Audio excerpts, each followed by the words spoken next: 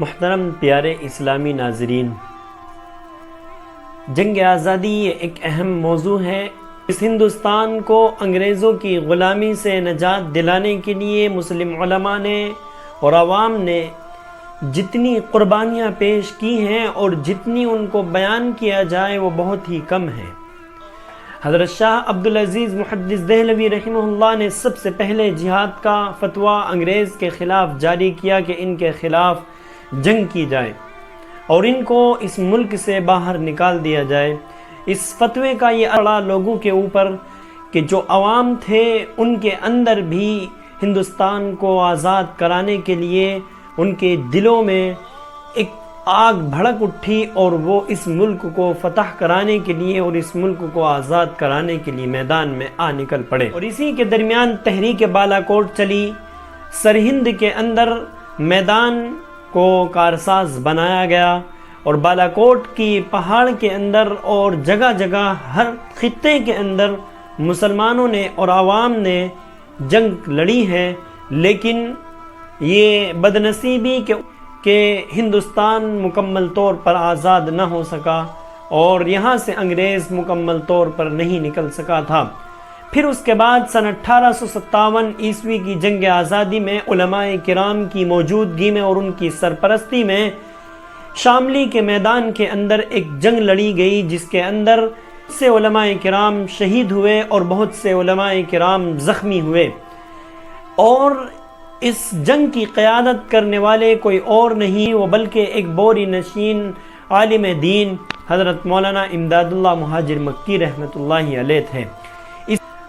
اسی جنگ کے اندر حضرت حافظ ضامن شہید رحمۃ اللہ علیہ ان کو شہید کر دیا گیا اور اسی جنگ کے اندر بہت سے بڑے بڑے علماء کرام زخمی کیے گئے، جن میں سر فہرست حضرت مولانا قاسم نانوتوی رحمۃ اللہ علیہ ہیں۔ اور اسی جنگ کے اندر نہ جانے کتنے علماء کرام کو زخمی کیا گیا اور شہید کر دیا۔ اس جنگ کے اندر جب علماء کرام شہید ہو گئے اور ان کو زخمی کر دیا گیا تو اس جنگ کے اندر ان کو کامیابی نہ مل سکی اور وہ یہاں پر ان کو شکست ہوئی۔ اور یہ شکست کوئی ایسی شکست نہیں تھی کہ جس کو شکست تسلیم کر لیا جائے، بلکہ بظاہر تو یہ شکست تھی لیکن اندرونی طور پر مسلمانوں کو ایک طرح سے فتح مل چکی تھی، کیونکہ اب یہاں سے جنگ آزادی اور بھی زیادہ بھڑک اٹھی اور یہاں سے جنگ آزادی اور بھی زیادہ لوگوں کے اندر اس کی پیاس بھڑک اٹھی کہ کس طریقے سے ہندوستان کو آزاد کرایا جائے۔ چنانچہ اس کے بعد جب یہاں پر انگریز کو بھی یہ محسوس ہوا کہ اگرچہ ہمیں فتح مل چکی ہے لیکن ہمیں پوری طور پر یہاں پر فتح نصیب نہیں ہوئی، تو انگریز نے ایک مہم چلائی۔ انہوں نے یہ طے کیا اور ہم یہاں کے بچوں کو اور یہاں کے شہریوں کو تعلیم دیں گے، اور وہ تعلیم ایسی ہوگی کہ وہ اگرچہ بچے ان کا ظاہر دیکھنے میں کالا ہوگا لیکن اندرونی طور پر وہ گورے ہوں گے، یعنی ان کی سوچ انگریز کی طرح ہوگی۔ اور انہوں نے اس تعلیم کے لیے اپنا جان بھی لگائی، اپنا مال بھی لگایا اور انہوں نے کہا کہ ہم فری میں تعلیم دیں گے، اور اس فری میں تعلیم دینے کے لیے انہوں نے اپنا یہ مشن شروع کر دیا۔ لیکن علماء کرام نے اس وقت ان کی اس سوچ کو بھانپ لیا اور انہوں نے اس سوچ کو بدل دیا، اور علماء کرام نے یہ کیا کہ سن 1866 عیسوی کے اندر دارالعلوم دیوبند کی بنیاد ڈالی، اور دیوبند کی گمنام بستی کے اندر جو شہر سہارنپور کے اندر ہے اس کے اندر ایک دارالعلوم دیوبند کے نام سے ایک بنیاد ڈالی گئی، جس کا بنیادی مقصد یہ تھا کہ جو انگریز نے ہمارے خلاف آواز بلند کی ہے اور انہوں نے یہ کہا ہے کہ ہم یہاں کے بچوں کو، یہاں کے شہریوں کو فری میں تعلیم دیں گے اور ان کا ذہن بھی تیز ہوگا، اسی مشن کو لے کر کے اس دارالعلوم دیوبند کی بنیاد ڈالی گئی اور یہ اعلان کرا دیا گیا کہ یہاں پر ہم بچوں کو فری میں تعلیم دیں گے، ہمارا پڑھنا لکھنا اور ان کی پڑھنے کی کتابیں سب کچھ ہم فری میں دیں گے، رہنا سہنا فری میں ہوگا، لیکن اس کے لیے ضرورت یہ ہے کہ آپ ہمیں اپنے بچوں کو دے دیجئے۔ چنانچہ یہاں مدارس دارالعلوم دیوبند ڈالی گئی تو اس میں سب سے پہلے پڑھنے والے کوئی اور نہیں، وہ حضرت شیخ الہند مولانا محمود الحسن دیوبندی رحمۃ اللہ علیہ ہیں، اور پڑھانے والے کوئی اور نہیں، اور اس دارالعلوم دیوبند کی بنیاد رکھنے والے حضرت مولانا قاسم نانوتوی رحمۃ اللہ علیہ اور حضرت مولانا رشید احمد گنگوہی اور مولانا یعقوب نانوتوی رحمۃ اللہ علیہ تھے۔ انہوں نے اس دارالعلوم دیوبند کی بنیاد ڈالی، اور اس کا بنیادی مقصد یہی تھا کہ 1857 عیسوی میں ہم انگریز سے جنگ ہار گئے ہیں، ہم ایسے افراد اور ایسے نونہالوں کو پیدا کریں کہ جو اس ملک کی آزادی کی آگ لے کر کے اٹھیں، اور اس ملک کو آزاد کرانے کے لیے ان کے اندر اور ان کے دلوں کے اندر ولولہ موجود ہو۔ چنانچہ یہی ہوا، اور اس دارالعلوم دیوبند یہ اپنے اس بنیادی مشن کے اندر کامیاب ہوا۔ چنانچہ پہلا فرد جو دارالعلوم دیوبند کا ہے وہ حضرت مولانا محمود الحسن دیوبندی رحمۃ اللہ علیہ، شیخ الہند رحمۃ اللہ علیہ ہندوستان کے اور دارالعلوم دیوبند کے پہلے فرد ہیں کہ جنہوں نے انگریز کے خلاف آواز کو بلند کیا، اور جو دارالعلوم دیوبند کا مشن تھا اور جس ارادے کے تحت دارالعلوم دیوبند کی بنیاد ڈالی گئی تھی، وہ شیخ الہند رحمۃ اللہ علیہ پورے کے پورے اس مشن پر اترے، اور انہوں نے اس ملک کو آزاد کرانے کے لیے طرح طرح کی تحریکیں چلائیں۔ چنانچہ حضرت شیخ الہند رحمۃ اللہ علیہ نے سب سے پہلے تحریک ریشمی رومال چلائی، اور اس کا مقصد یہ تھا کہ اس کے ذریعے سے لوگوں کے اندر آزادی کی فضا کو بھڑکایا جائے، اور ہندوستان کو آزاد کرانے کے لیے انہوں نے یہ تحریک چلائی تھی۔ اور اگر یہ تحریک کامیاب ہو جاتی تو نہ جانے کتنے سال پہلے ہی ہندوستان آزاد ہو چکا ہوتا، لیکن یہ تحریک ناکام ہوئی، اور اس کی وجہ سے حضرت شیخ الہند رحمۃ اللہ علیہ کو قید ہونا پڑا، اور حضرت شیخ الہند رحمۃ اللہ علیہ کو بالا کوٹ کے اندر قید کر دیا گیا،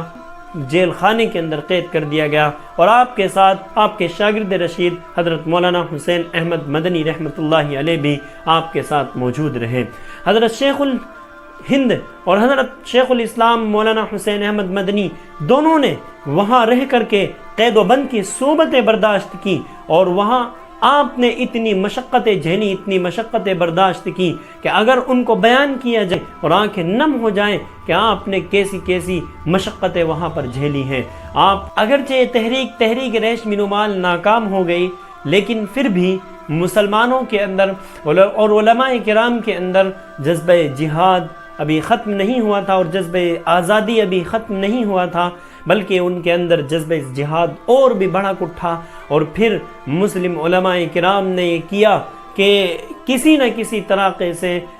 اپنے وطنی بھائیوں کو ساتھ لیا جائے، اور پھر ان کے ساتھ آزادی کی لڑائی لڑی جائے۔ چنانچہ ایسا ہی کیا گیا، اور پھر اس کے بعد سن 1947 کے اندر 15 اگست کو یہ ملک ہندوستان آزاد ہوا۔ یہ آزادی جو ملی ہے وہ ہمیں ان علماء کرام کی بدولت ہمیں آزادی ملی۔ ہمیں جو آزادی ملی ہے وہ مدارس کی بدولت آزادی ملی ہے۔ اگر یہ علماء کرام نہ ہوتے تو کبھی بھی ہندوستان آزاد نہ ہوتا۔ اگر علماء کرام کے اندر جہاد کا اور آزادی کا جذبہ ان کے دلوں کے اندر نہ ہوتا تو ہندوستان کبھی بھی آزاد نہ ہو سکتا تھا۔ ان ہندوستان کو آزاد کرانے کے لیے ان علماء کرام نے بڑی بڑی قربانیاں پیش کی ہیں۔ چنانچہ ایک مورخ لکھتا ہے کہ مجھے کہیں سے سڑنے کی بو آنے لگی تو میں نے دیکھا جائے کہ کیا ماجرا ہے۔ چنانچہ وہ جا کر کے دیکھتا ہے تو ایک کڑھائی کے اندر تیل پک رہا ہے، اور اس کے اندر 40 علماء کرام کو ڈال دیا گیا، اور ان کے سامنے اور بھی 40 موجود ہیں، اور ان سے کہا جاتا ہے کہ اگر تم یہ کہہ دو کہ ہم سن 1857 عیسوی کی جنگ آزادی میں شریک نہیں تھے تو ہم تم کو چھوڑ دیں گے، لیکن قربان جائیے ان علماء کرام پر کہ انہوں نے باطل کے سامنے کبھی سر نہیں جھکایا۔ انہوں نے اپنی جان تو دینا گوارا کی، لیکن انہوں نے یہ تسلیم نہیں کیا، انہوں نے یہ بات تسلیم نہیں کی کہ ہم 1857 عیسوی کی جنگ آزادی میں شریک نہیں تھے۔ انہوں نے اپنی جانیں تو دے دی، لیکن انہوں نے کبھی بھی انگریز کے سامنے سر نہیں جھکایا۔ انہوں نے اپنی جانوں کا نذرانہ تو پیش کیا، لیکن کبھی بھی انہوں نے اپنے ملک پر آنچ آنا گوارا نہ کی۔ انہوں نے اپنی جانیں تو دے دی، لیکن کبھی بھی اس زمین پر اور اس ملک ہندوستان پر آنچ آئے انہوں نے کبھی بھی اس کو گوارا نہیں کیا۔ اور مورخ لکھتا ہے کہ نہ جانے کتنے علماء کرام کو خنزیر کی کھالوں کے اندر بند کر دیا جاتا اور کئی کئی دنوں تک ان کو بند رکھا جاتا تھا۔ اس طرح علماء کرام نے اور مسلمانوں نے یہاں پر رہ کر کے قربانیاں پیش کی ہیں، اور ہندوستان کو ان قربانیوں کے بعد اور ان مصیبتیں جھیلنے کے بعد آزاد کرایا تھا۔ لیکن آج کیا ہو رہا ہے؟ آج انہی علماء کرام کو اور انہی مسلمانوں کو کہ جنہوں نے ہندوستان کو اپنی جان مال دے کر کے آزاد کرایا تھا، آج انہیں اسی ملک سے باہر نکالنے کی کوشش کی جا رہی ہے، اور علماء کرام کو اور مسلمانوں کو طرح طرح سے نشانہ بنانے کی کوشش کی جا رہی ہے، اور یہاں سے مدارس اور مساجد کو مٹانے کی کوشش کی جا رہی ہے۔ یاد رکھیے کہ یہی مدارس تھے کہ جن کی بدولت ہندوستان کو آزادی ملی، یہی علماء کرام تھے کہ جن کی بدولت ہندوستان انگریز کی غلامی سے آزاد ہوا۔ اگر یہ علماء کرام نہ ہوتے، اگر یہ مدارس نہ ہوتے، اگر ان مدارس کا وجود نہ ہوتا، اور اگر یہ مسلمان نہ ہوتے، تو ہندوستان کبھی بھی آزاد نہ ہوتا۔ یہی بدولت ہے کہ آج ہم اور آپ اس ملک کے اندر رہ کر کے آزادی کے ساتھ زندگی گزار رہے ہیں، ورنہ نہ جانے ہم کب سے غلام ہوتے اور ہم غلامی کی زندگی گزار رہے ہوتے۔ اس لیے یہ بڑی سعادت ہے، ان علماء کرام کی بدولت ہے، اور ان مدارس کی بدولت ہے، اور ان کا خاص فضل ہے کہ ان کی وجہ سے ہمیں آزادی کی زندگی مل رہی ہے۔